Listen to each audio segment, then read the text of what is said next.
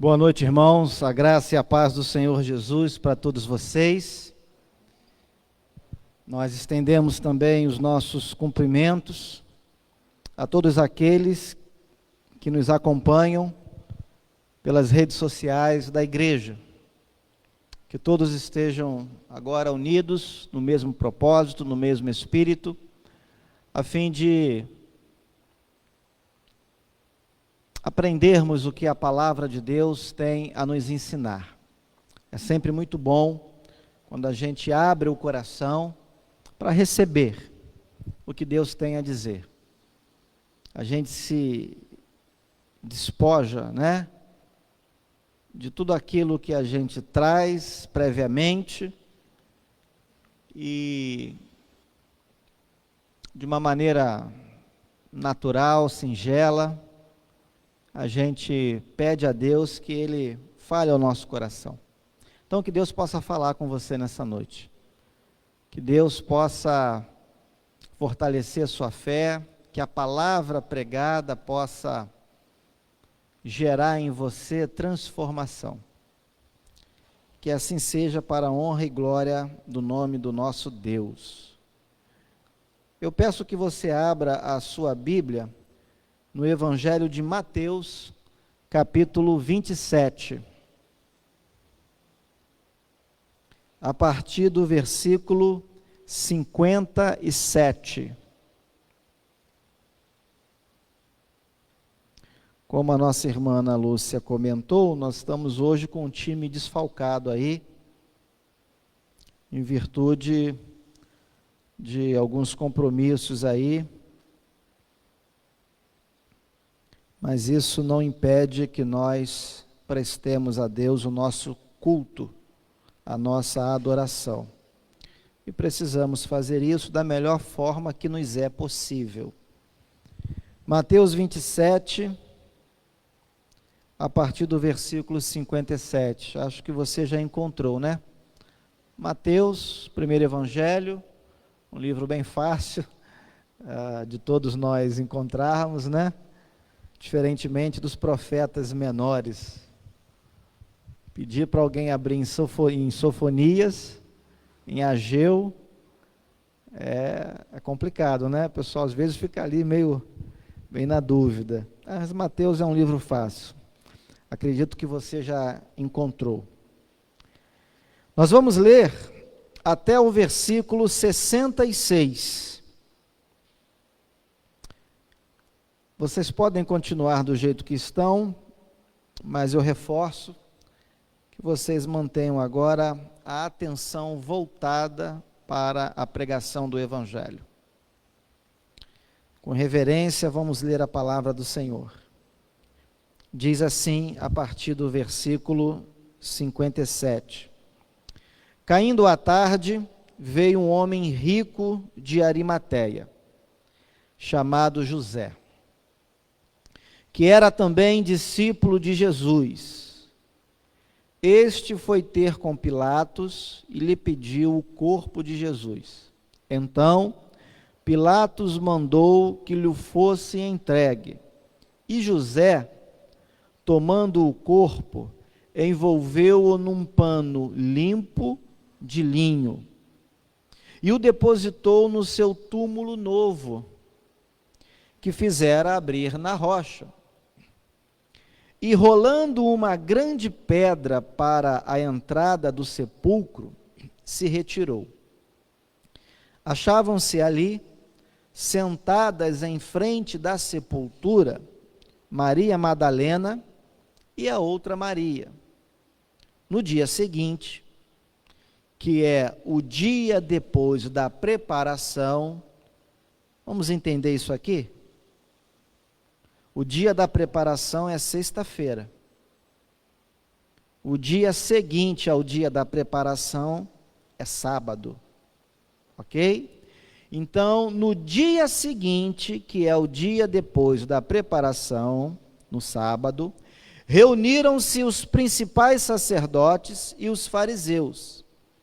E dirigindo-se a Pilatos, disseram-lhe: Senhor, lembramo-nos de que aquele embusteiro, se referindo a Jesus, enquanto vivia, disse: depois de 3 dias ressuscitarei.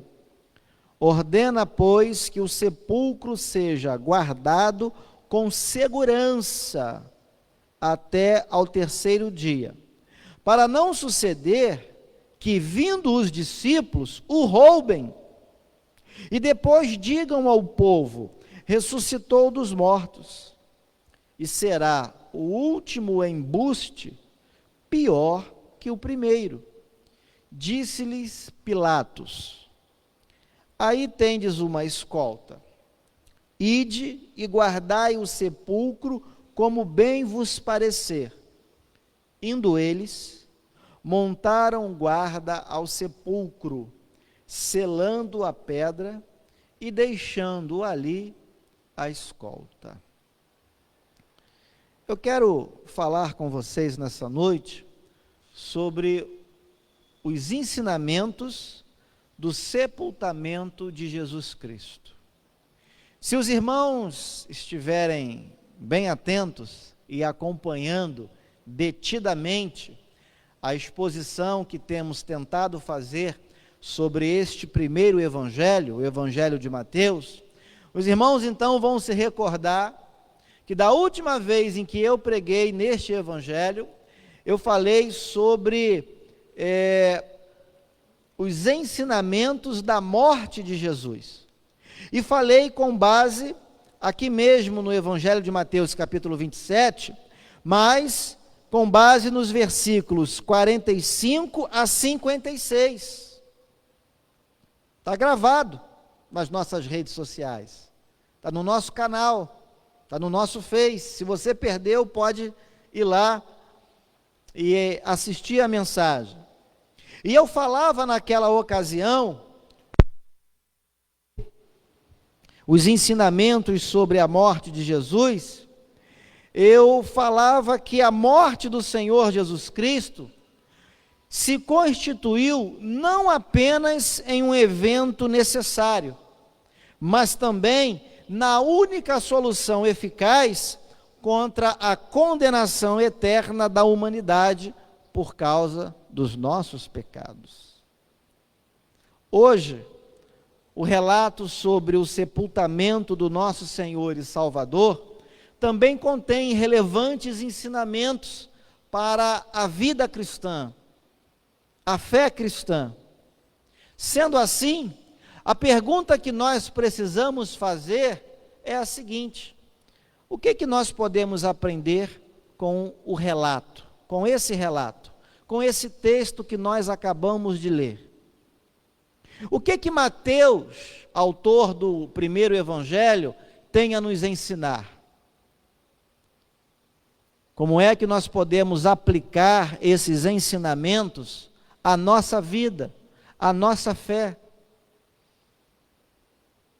Como é que isso é relevante para você e para mim hoje?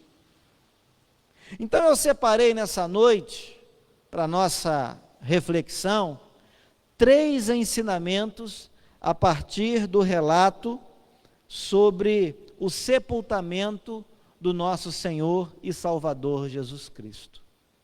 E eu quero investigá-los, quero investigar cada um deles contigo nesta noite. O primeiro deles é que o alcance do Evangelho é amplo e diversificado. Vou repetir para você.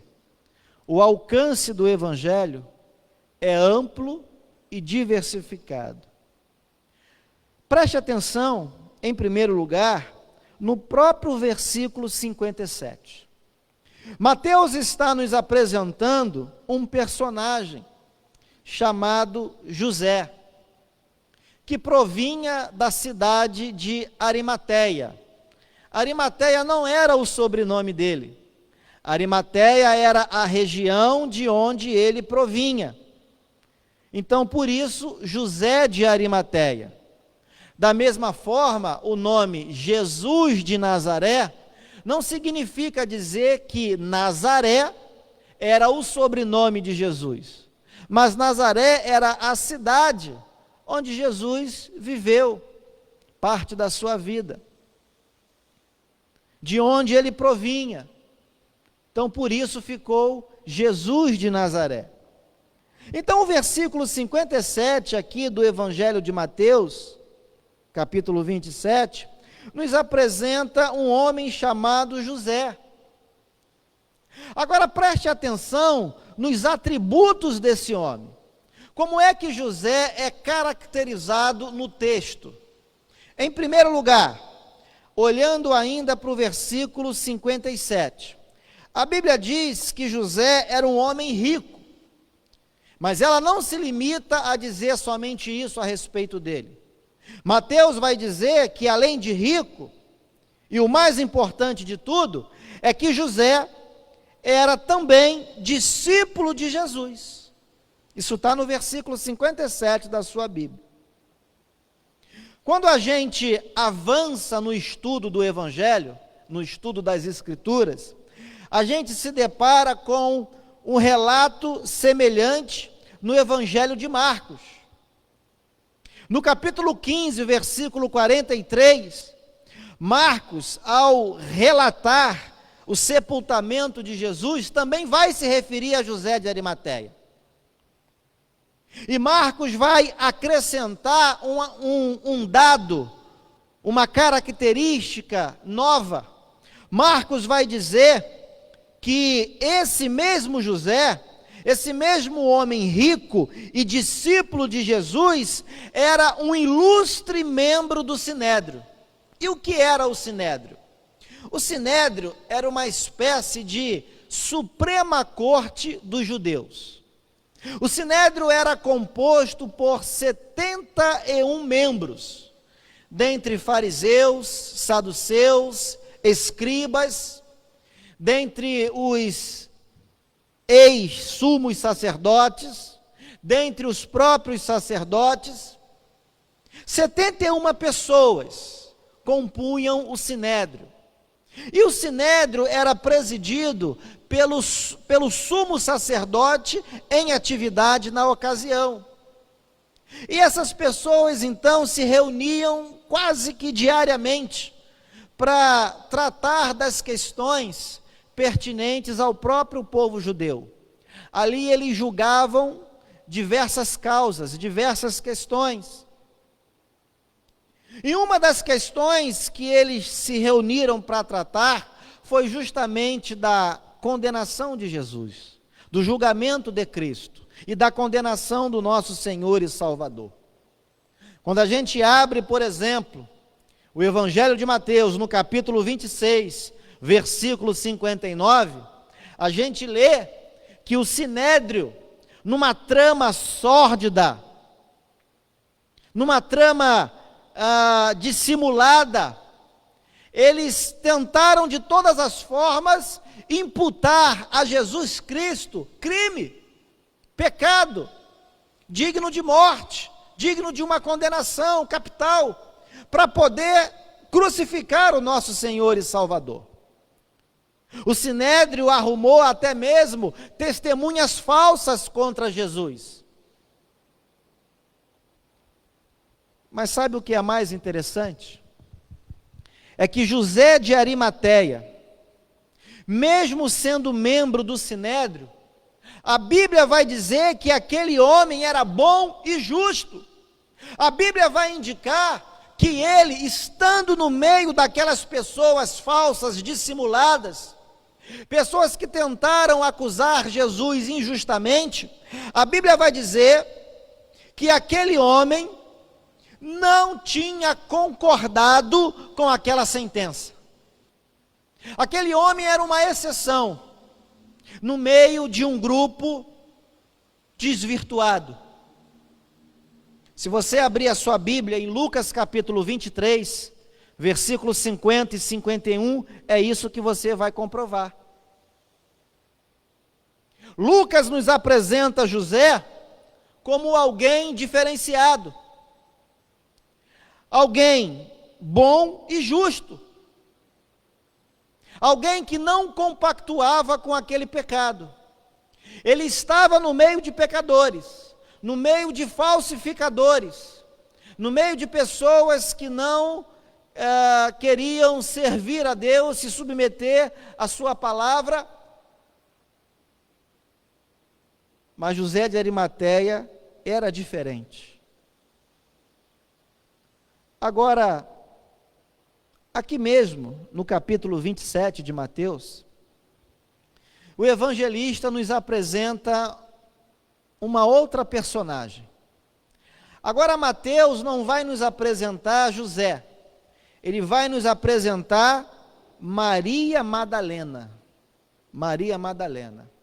Olha para a sua Bíblia, no versículo 61. Olha para ela.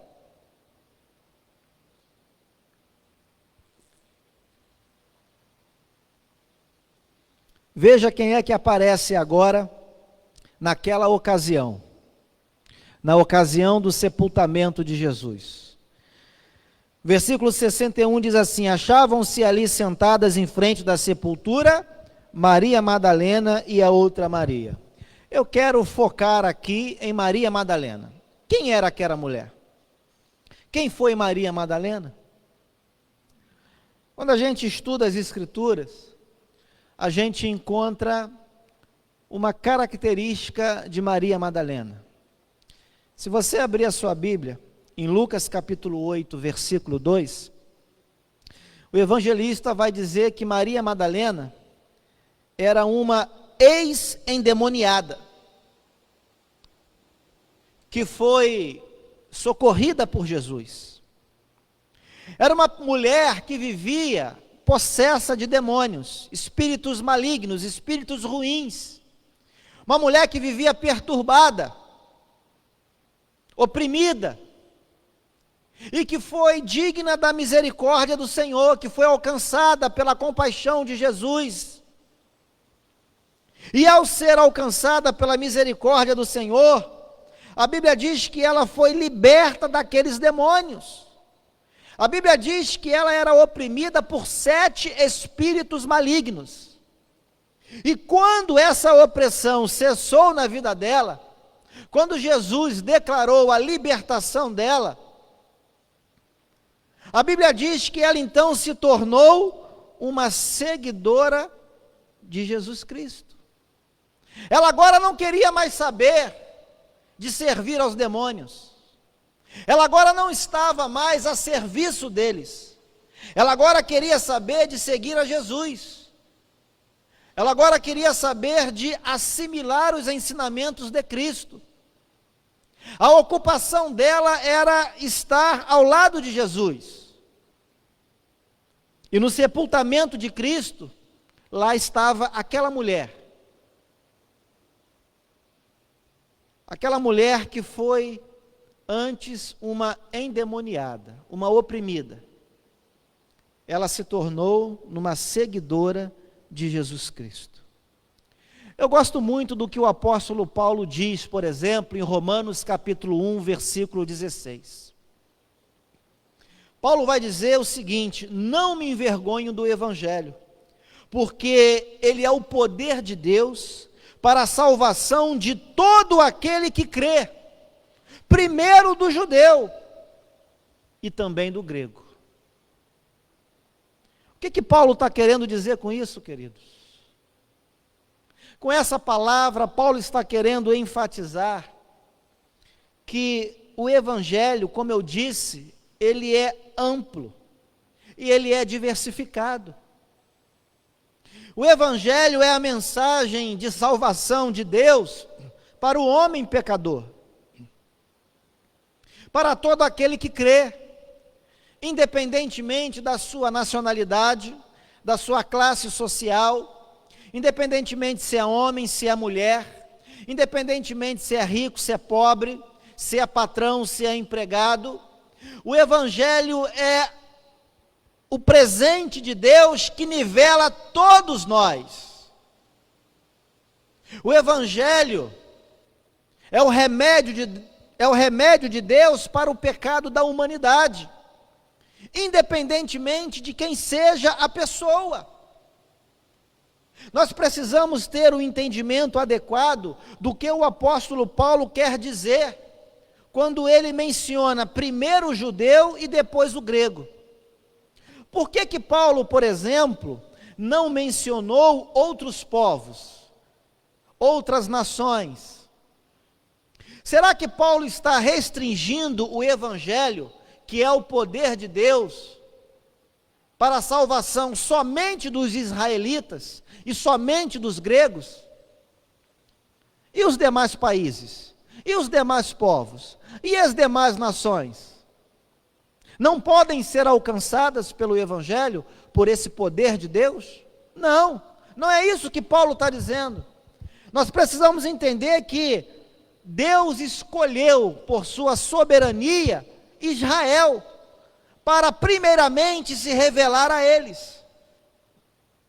Foi escolha de Deus. Deus elegeu a nação de Israel, para em primeiro lugar se revelar a eles. Deus elegeu a nação de Israel para que o Senhor e Salvador Jesus Cristo vivesse em Israel, fosse um israelita. Mas Deus nunca quis que o evangelho fosse restrito aos próprios israelitas. Deus deu primeiro o evangelho aos israelitas para que a partir deles outros povos, outras nações pudessem ser alcançados. Então, quando o apóstolo Paulo fala também do grego, Paulo está resumindo as demais nações com essa palavra. Por quê? Porque na época de Paulo, os próprios judeus, e Paulo era judeu também, Paulo era da tribo de Benjamim. Na época de Paulo, os próprios judeus dividiam o mundo entre eles próprios e os gregos. Então Paulo usa essa palavra para se referir às demais pessoas que não eram israelitas. Então os demais povos são todos incluídos nessa pequena palavra. E por que era assim? Porque, embora Roma governasse o mundo, a cultura grega era muito enfatizada. A filosofia grega, a sabedoria grega, era aquilo que norteava os saberes da época. Então as pessoas assimilavam a cultura grega, assimilavam a sabedoria grega, a filosofia grega, e elas aderiam a tudo isso, e por isso elas passavam a ser chamadas, a ser consideradas como pessoas semelhantes aos gregos. Então Paulo está dizendo o seguinte: olha, o evangelho é o poder de Deus para a salvação de todo aquele que crê, do japonês, do brasileiro, do português, do indiano, do árabe, do próprio grego, do italiano, do americano, do espanhol, do rico, do pobre, do homem, da mulher, do patrão, do empregado, do empresário. O evangelho, queridos, é uma dádiva de Deus para todos nós. O alcance do evangelho é irrestrito. Em segundo lugar, o que é que nós podemos aprender com o relato do sepultamento de Jesus? Anote aí. Nós devemos honrar a Deus com os nossos bens. Em segundo lugar, nós devemos aprender a honrar a Deus com os nossos bens. Eu quero que você preste atenção no que foi que José de Arimateia fez. Preste atenção. Vamos olhar para o versículo 59 agora. Volta na sua Bíblia. Vamos ler. Qual foi a atitude daquele homem? No versículo 59, a Bíblia diz que José de Arimateia, depois de ter ido ao governador Pilatos, pedido o corpo do Senhor Jesus Cristo, esse mesmo José, então, tomou o corpo do Senhor, envolveu-o num pano limpo de linho, não foi qualquer coisa. E olha o versículo 60. E o depositou no seu túmulo novo. Preste atenção no que aconteceu aqui. José de Arimateia se responsabilizou pelo sepultamento de Cristo. E ele fez isso de maneira honrosa. José de Arimateia custeou o sepultamento de Jesus. Ele deu dignidade ao corpo de Jesus Cristo. Ele estava preocupado em honrar Cristo até mesmo na morte. Ele fez questão que o Senhor não fosse sepultado de qualquer maneira. Ele tinha essa preocupação. E o que é que José de Arimateia faz? Ele envolve Jesus em quê? Em qualquer pano? Em um pano que ele achou jogado no meio do caminho? Ele pega um resto qualquer, um pedaço qualquer de pano? Não! José de Arimateia não faz isso. A Bíblia diz que José de Arimateia envolveu o corpo do Senhor Jesus, grifa isso aí na sua Bíblia, num pano limpo e de linho. Isso tem um custo, isso tem uma significação, uma relevância. José de Arimateia não quer dar para Deus qualquer coisa. Agora olha para o versículo 60. A Bíblia diz que o túmulo onde Jesus Cristo foi sepultado era o túmulo do próprio José de Arimateia, que ele mandou abrir. José de Arimateia financiou a abertura do túmulo de Jesus. Se fosse hoje, José de Arimateia teria ido ao cemitério e teria comprado a cova. Teria comprado a cova com os seus próprios recursos.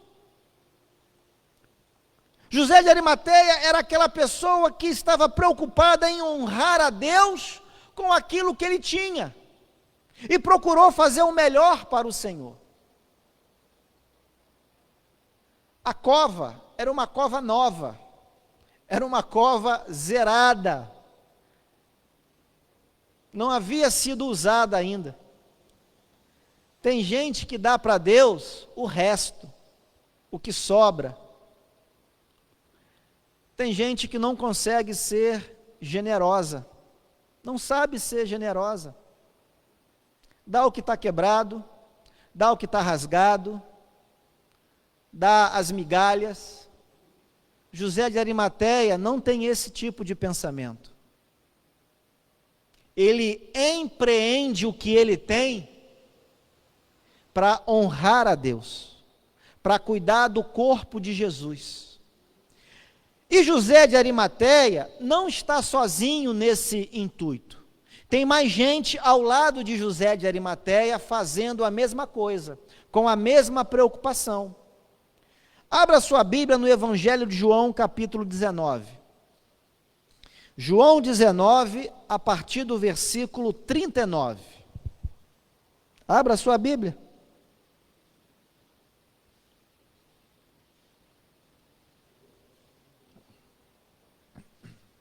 João é outro evangelista que escreve a respeito do sepultamento de Jesus.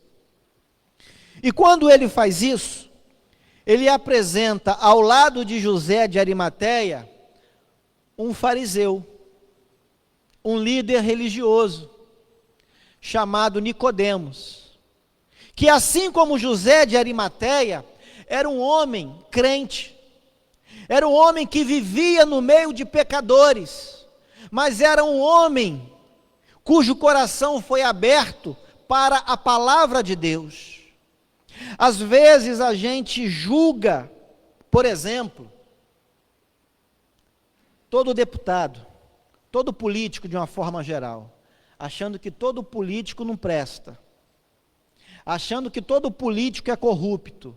Não, queridos, tem gente séria trabalhando no meio da política, tem gente séria trabalhando no meio da liderança que governa os municípios, os estados e o Brasil de uma forma geral. Tem gente honesta. O senso comum também diz, por exemplo, que policial é isso, é aquilo. A polícia não presta, a polícia é isso, não, gente.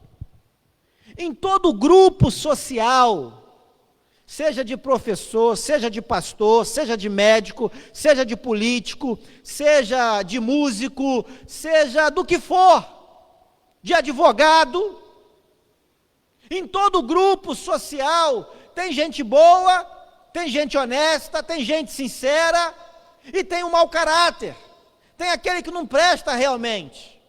Não é porque ele carrega um título, que necessariamente ele não presta, não. Tem gente séria trabalhando, tem gente de confiança, tem gente fazendo um bom trabalho, tem pastor que não presta, mas tem pastor que é servo fiel, tem líder religioso que só quer se aproveitar das ovelhas, mas tem líder religioso que foi chamado, que foi ungido, que foi vocacionado por Deus, que tem o Espírito Santo na sua vida. Tem professor que não presta, que abusa até do aluno.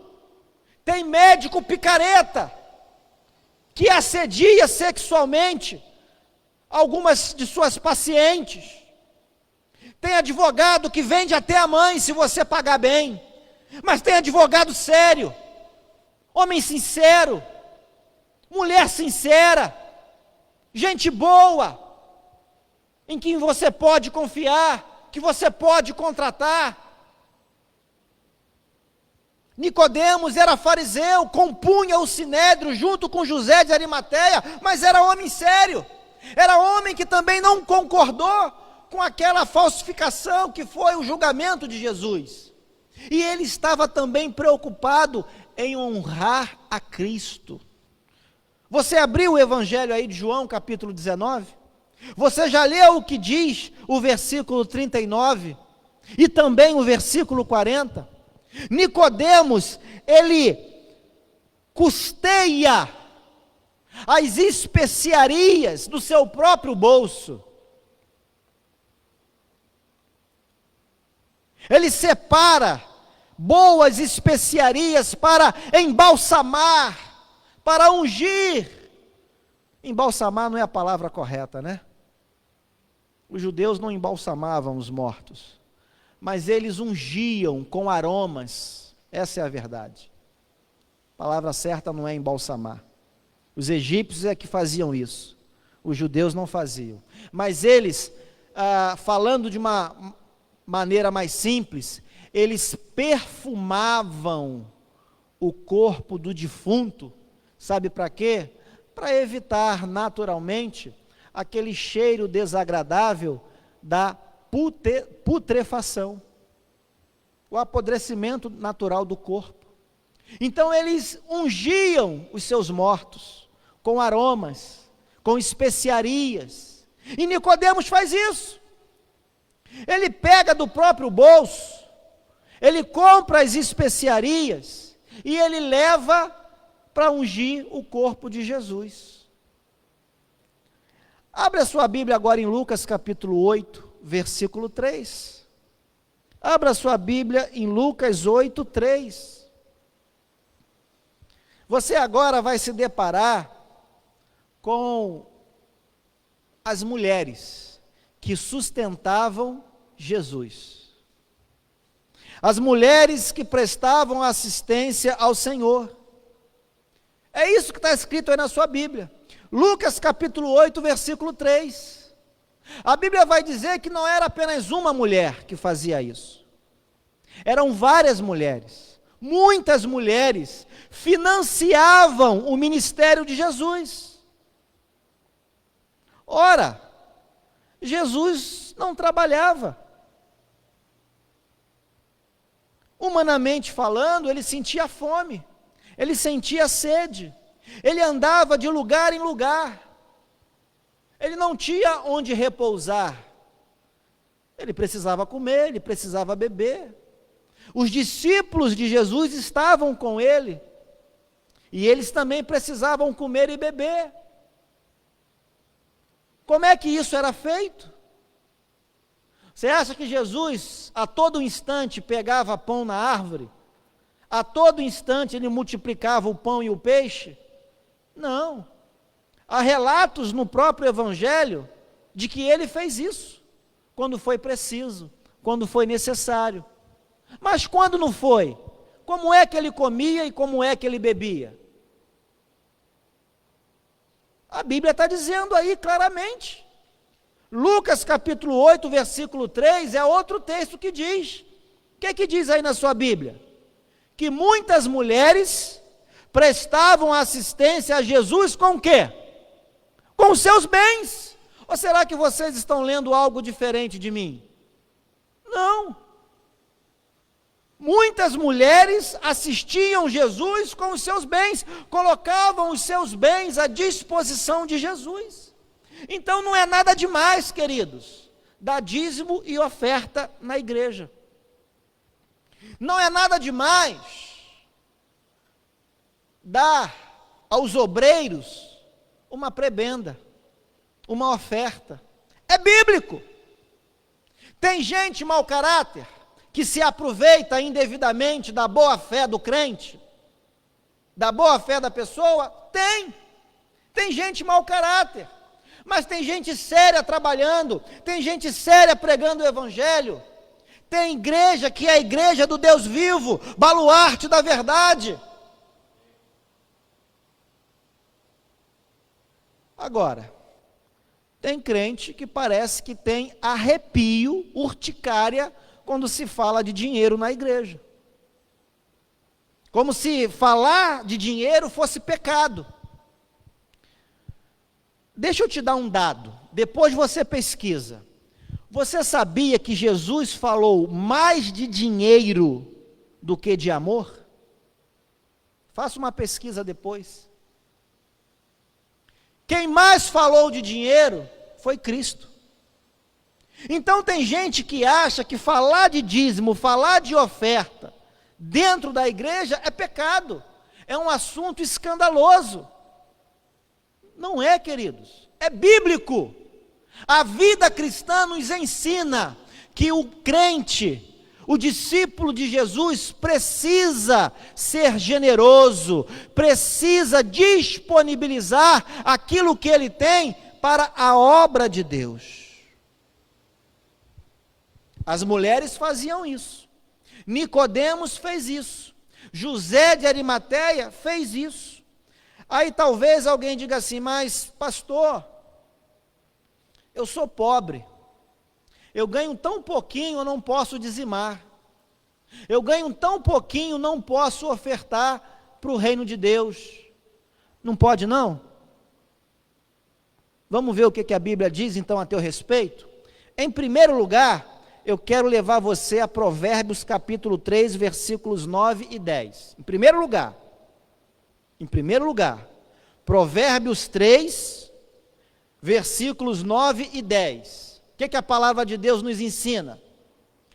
Honra ao Senhor com os teus bens e com as primícias de toda a tua renda, e se encherão fartamente os teus celeiros, e transbordarão de vinho os teus lagares. Tem gente que vive mal, tem gente que administra mal as suas finanças, tem gente que gasta o seu dinheiro indevidamente e depois vai reclamar que Deus não está abençoando. Provérbios diz o quê? Honra ao Senhor com os teus bens e com as primícias de toda a tua renda, e se encherão fartamente os teus celeiros, e transbordarão de vinho os teus lagares. Essa palavra não é do pastor Albert. Esta palavra não é da Igreja Congregacional de Soteco. Essa palavra está na minha Bíblia e está na sua Bíblia. Essa é a palavra de Deus para você. Não estou inventando nada. Eu estou pregando a palavra de Deus, aquilo que está registrado nas Sagradas Escrituras. Ser generoso, ser dizimista, ser ofertante é bíblico, é parte do nosso culto, é parte da nossa adoração. Pessoas da Bíblia honraram Jesus com os seus bens. Tem gente que hoje não sabe fazer isso e precisa aprender. Isso é bíblico, amados. Isso faz parte da vida cristã. A igreja do Senhor Jesus precisa aprender a ofertar e a dizimar, espontaneamente. Precisa a fazer isso generosamente. Agora eu quero levar você a um outro texto bíblico. Quero que você abra a sua Bíblia em Lucas capítulo 21. Primeiro versículo. Lucas 21, primeiro versículo.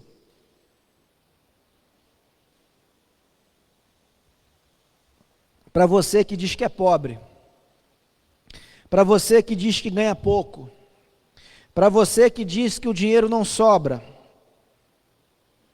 para você que diz que não tem nenhuma condição de dizimar e de ofertar, eu quero que você leia comigo Lucas 21, de 1 a 4. O que a palavra de Deus está dizendo aqui? Que Jesus estava observando a atitude das pessoas dentro do templo. E havia aqueles que estavam ofertando, entregando o seu dinheiro, a sua oferta ali no gasofilácio. Não é isso que diz o texto aí? E a Bíblia diz que Jesus percebeu que aquelas pessoas estavam dando o quê? A sobra. É ou não é isso que está escrito na sua Bíblia? Sim ou não? E aí veio uma certa mulher. Essa mulher era viúva. Sabe o que significa ser uma viúva na época de Jesus? Significava estar desamparada. É por isso que a Bíblia diz que a religião para Deus é amparar os órfãos e as viúvas. Porque ser viúva na época de Jesus era não ter sustento. Era não ter alguém que pudesse lhe acudir. Os órfãos e as viúvas eram as classes necessitadas da época de Jesus Cristo. É por isso que o evangelista faz questão de dizer que a mulher que foi dar as 2 moedinhas, né, era viúva. E perceba que o texto aí de Lucas faz um contraste entre as pessoas avantajadas, que davam muito dinheiro, mas davam muito dinheiro do que sobrava. E a viúva, que em tese era uma pessoa desabastecida, desamparada, necessitada. E essa mulher deu simplesmente o quê? 2 moedas. Foi o que ela colocou no gasofilácio. E a Bíblia diz que Jesus viu. Então Jesus vê você. Jesus vê a sua igreja. Jesus conhece o coração de cada um.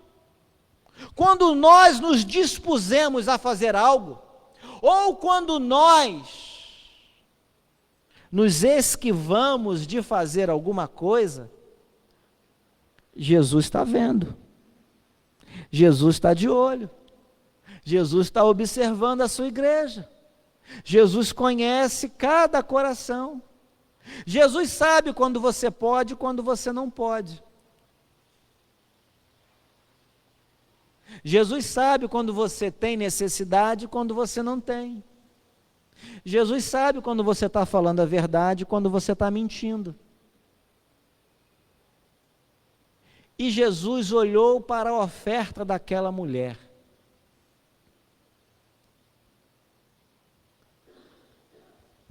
E Jesus diz que aquela mulher deu mais do que os outros. Por que aquela mulher deu mais do que os outros? Se fosse hoje, aqueles homens, vamos botar assim, que eles deram R$100 de oferta. Aquela mulher deu 2 moedinhas de R$1. Vamos falar assim para a gente entender. Aquela mulher deu 2 moedinhas de R$1. E aí Jesus fala que as 2 moedinhas de R$1 daquela mulher valeu mais do que os R$100 daqueles homens. Por que Jesus falou isso? Porque aquela mulher não deu do resto.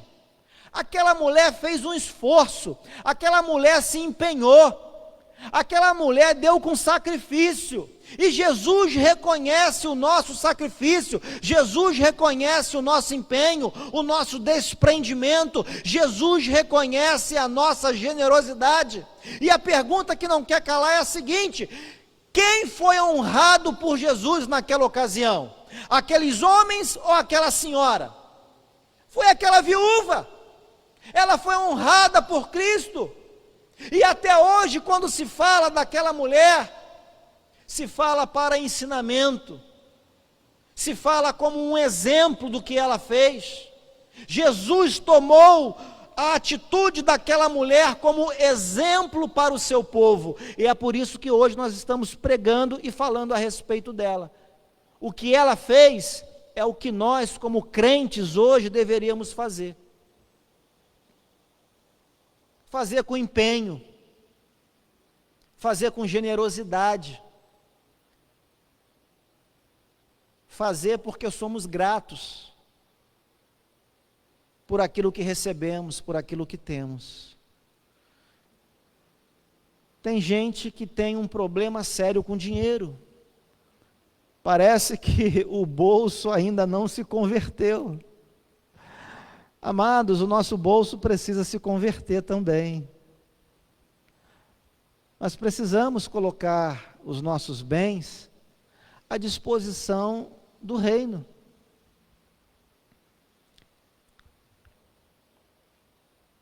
Terceiro ensinamento que eu quero compartilhar com vocês. Você lembra do primeiro? O alcance do evangelho é amplo e diversificado. Segundo, devemos honrar a Deus também com os nossos bens. Terceiro ensinamento, o relato sobre o sepultamento de Jesus Cristo confirma a veracidade da sua ressurreição. Vou repetir para você. O relato sobre o sepultamento de Jesus confirma a veracidade da sua ressurreição. Amados, algumas pessoas tentam ainda hoje contradizer a ressurreição de Jesus. Amados, Jesus de fato ressuscitou. Ele venceu a morte. Jesus está vivo. Ele está no céu. E por meio do seu Santo Espírito, Ele está conosco. E Ele nos prometeu caminhar conosco, estar conosco, até a consumação dos séculos, queridos. E Ele prometeu voltar para nos buscar. A igreja será arrebatada. A igreja encontrará com Jesus nos ares. Nós veremos Cristo. Ele se apresentará a nós com um corpo glorificado. Amados, preste atenção no que o relato de Mateus está nos dizendo. Veja que interessante o versículo 62 e 63. A Bíblia diz: no dia seguinte, que é o dia depois da preparação, reuniram-se os principais sacerdotes e os fariseus, e dirigindo-se a Pilatos, disseram-lhe: Senhor, lembra-nos de que aquele embusteiro, enquanto vivia, disse: depois de 3 dias ressuscitarei. Olha que interessante. Os discípulos de Jesus não acreditaram que Jesus ia ressuscitar. Eles se desligaram da promessa. Eles esqueceram. Eles ficaram tristes, amedrontados, acuados, trancafiados dentro de uma casa. Eles estavam com medo de morrer, eles estavam com medo de serem perseguidos, e eles se esqueceram da promessa, mas os próprios inimigos se lembraram da promessa que Cristo fez. Olha que interessante, os próprios inimigos de Jesus que testificam as palavras de Cristo. Afinal de contas, o Senhor Jesus disse que iria ressuscitar, e isso foi público e notório. As pessoas tinham ouvido, essa promessa já tinha corrido de boca em boca, inclusive chegou aos ouvidos dos inimigos de Jesus, daqueles que queriam matá-lo, daqueles que queriam crucificá-lo, e eles acreditaram, coisa que os discípulos no primeiro momento não fizeram. E às vezes nós somos assim, né, queridos? Incrédulos. Não cremos nas promessas de Deus. Às vezes, o ímpio acredita mais no que um versículo, do que uma promessa, do que uma palavra está dizendo, do que a gente mesmo. Às vezes a gente duvida. Nós que somos os da fé, que deveríamos dar crédito à palavra de Deus, às vezes a gente não dá. Às vezes a gente esquece de tudo aquilo que o Senhor nos prometeu. E a gente fica com medo, a gente fica frustrado, a gente fica angustiado, a gente fica ansioso, a gente fica depressivo, a gente começa a reclamar. Nós somos frágeis assim, não deveríamos ser. Nós deveríamos confiar em tudo aquilo que a gente aprende aqui, a cada semana, a cada culto. Agora olha para o versículo 64, 65 e 66. A Bíblia diz: ordena, pois, que o sepulcro seja guardado com segurança até o 3º dia, para não suceder que, vindo os discípulos, o roubem, e depois digam ao povo: ressuscitou dos mortos. E será o último embuste pior que o primeiro. Disse-lhes Pilatos: aí tendes uma escolta, ide guardai o sepulcro como bem vos parecer. Indo eles, montaram guarda ao sepulcro, selando a pedra e deixando ali a escolta. Ou seja, o túmulo de Jesus estava tão bem guardado, que era humanamente impossível que os discípulos de Jesus pudessem remover a pedra e raptar o corpo de Jesus e depois inventar uma história de que Jesus havia ressuscitado. Os próprios inimigos de Jesus foram até o governador pedir ajuda, pediram uma escolta, pediram um grupamento armado, pediram soldados para passar a noite ali, para montar a guarida ali, para impedir que alguém pudesse raptar o corpo de Jesus. Queridos, o corpo de Jesus não foi raptado. Jesus milagrosamente ressuscitou e deixou o seu túmulo. Mas tem gente que não acredita nessa verdade bíblica. Será que você acredita nisso? Em Mateus 16, versículo 21, o próprio Senhor Jesus tratou de anunciar a sua morte e a sua ressurreição. Jesus falou para os seus discípulos previamente: olha, importa que eu vá para Jerusalém, que eu seja preso, que eu seja sacrificado, que eu morra, mas ao terceiro dia eu vou ressuscitar. Essa foi a promessa de Cristo para os seus discípulos. Amados, nós precisamos acreditar nessa verdade. Jesus venceu a morte. E sabe qual é a melhor coisa? É que Jesus disse para as irmãs de Lázaro que todo aquele que vive e nele crê, ainda que morra, viverá. Não morrerá eternamente, viverá. Assim como Cristo ressuscitou, queridos, todo aquele que crê em Cristo vai ressuscitar e viver ao lado dele eternamente. Amados, como é que tudo isso então se aplica à nossa vida? Em primeiro lugar, anote aí,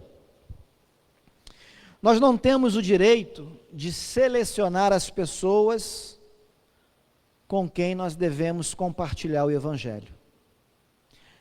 Eu não vou pregar o Evangelho para aquela pessoa porque eu não gosto dela. Ela é muito grossa. Ela é muito ignorante. Então eu não vou pregar o Evangelho para ela. Não. É ela mesmo que precisa ter longanimidade, ter mansidão. Então você tem que pregar o Evangelho para ela. Eu não vou pregar o Evangelho para o fulano porque o fulano tem um jeito assim meio estranho, meio diferente. Não, é para ele que você tem que pregar o Evangelho. Você tem que falar da salvação, do arrependimento, do perdão, do inferno, do céu, para aquela pessoa. Eu não vou falar do Evangelho para o fulano porque, sei lá, eu não gosto muito do fulano, eu não me dou muito bem com o fulano. Não, é para ele que você tem que falar. É para ela que você tem que falar do Evangelho. Não cabe a você escolher as pessoas para quem você prega e para quem você não prega. Nós temos que pregar o Evangelho para todas as pessoas. A igreja não pode ser seletiva no anúncio do Evangelho, na pregação do Evangelho. A igreja tem que levar o Evangelho a toda criatura. Ela pode parecer com você ou ela pode ser diferente de você. O gosto dela pode ser diferente do seu, mas é para ela que você tem que pregar. Segunda aplicação, nós precisamos servir a Deus plenamente. Sabe o que isso significa? Que nós devemos servir a Deus com aquilo que nós somos e com aquilo que nós temos, do ponto de vista material e imaterial. Quer ver um exemplo? Deus te deu inteligência? Te deu. Qual é a sua habilidade intelectual? É avantajada? É boa? Então, use o seu intelecto, use o seu conhecimento em favor do reino de Deus. Deus te deu capacidade de estudar, de aprender alguma ciência, aprender alguma coisa aí que seja útil. Coloque isso em prática. Deus te deu um dom não é material, é imaterial. Uma habilidade é imaterial. Coloque isso em prática em favor do reino de Deus. Quem sabe você não possa ensinar outras pessoas. Quem sabe com a tua habilidade, outras portas se abram para você entrar e pregar o Evangelho. Deus te deu algo material, por que que você também não usa isso para abençoar a obra de Deus? Deus te deu um bom emprego? Deus te deu um bom salário? Por que que você não abençoa outras pessoas? Por que que você não reparte o que você tem com alguém que é mais necessitado do que você? Por que que você não é generoso?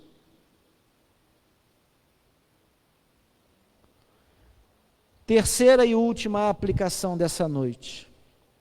A ressurreição de Jesus, queridos, é um dos pilares da fé cristã. E isso deve encher o nosso coração de alegria, isso deve encher o nosso coração de esperança. Sabe por quê? Porque quando Jesus ressuscitou, Ele estava dando a entender o seu poder sobre a morte. Ele estava cumprindo a sua promessa de que a morte não poderia detê-lo. E uma vez que Ele tem poder sobre a morte, uma vez que Ele tem poder sobre tudo e sobre todos, Jesus está indicando que Ele tem capacidade, Ele tem autoridade, Ele tem todo o poder para cumprir as demais promessas que Ele fez em sua palavra.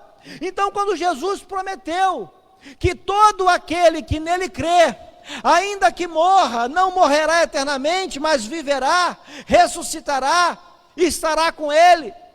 Quando a Bíblia diz que todo aquele que o confessar com a sua boca e no seu coração crê que Ele é o Senhor, que Ele ressuscitou, quando a Bíblia diz isso, a Bíblia está garantindo que os benefícios dessa fé, os benefícios do arrependimento, elas serão, queridos, verdadeiras na sua vida.